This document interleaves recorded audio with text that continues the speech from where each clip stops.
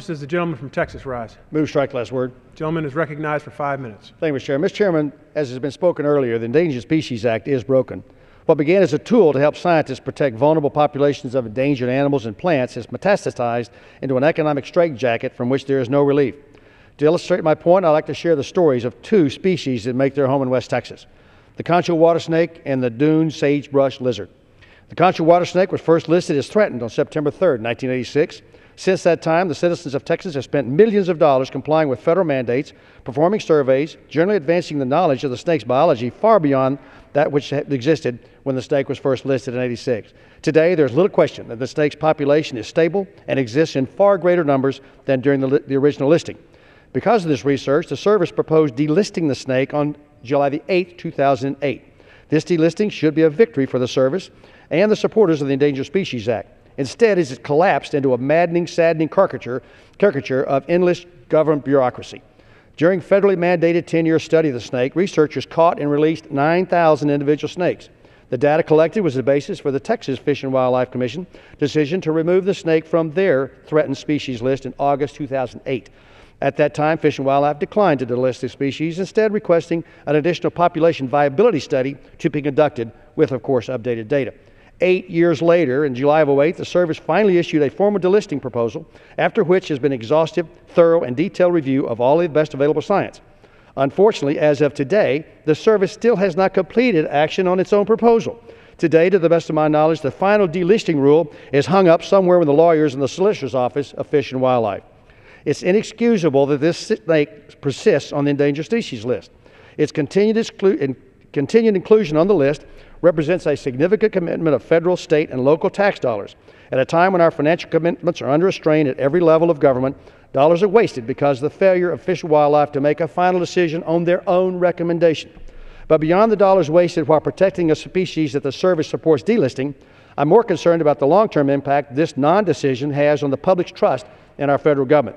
By proposing and then failing to delist a species, the service is undermining the very reputation it relies on when it hands down drastic and painful mandates sometimes needed to protect a species on the brink of extinction.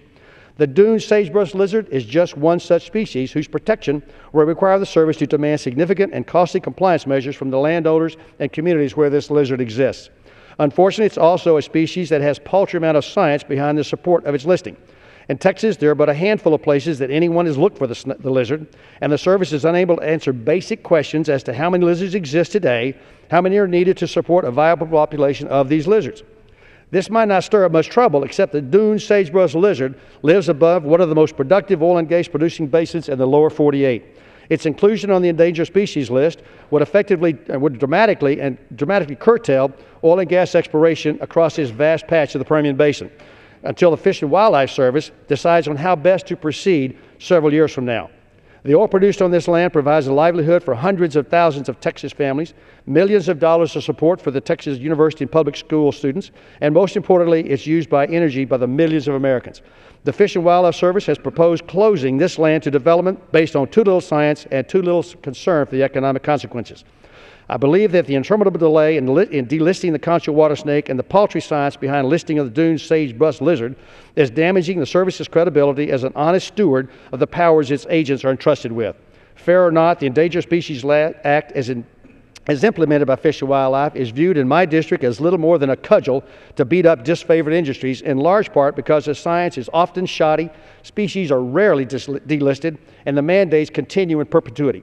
I support the underlying legislation today because I believe it is the best short-term chance to correct the imbalance in the implementation of the Endangered Species Act. The underlying legislation will allow the Fish and Wildlife Service 1 full year to clear out its backlog of Concho water snakes across this nation. Free from new listing requirements, the service can focus on the recoveries of the species that are under its care and better managing the charges it already has. I hope the service takes this year off to pay particular attention to the Dune Sage Brush Lizard and work to understand this animal better before it moves to close down thousands of well sites across West Texas and the resulting energy prices that are crushing our constituents. Mr. Speaker, I oppose the gentleman's amendment because the amendment locks in failed status quo for another year and offers communities around this country, like mine, no relief from the arbitrary mandates of the Endangered Species Act. And I yield back.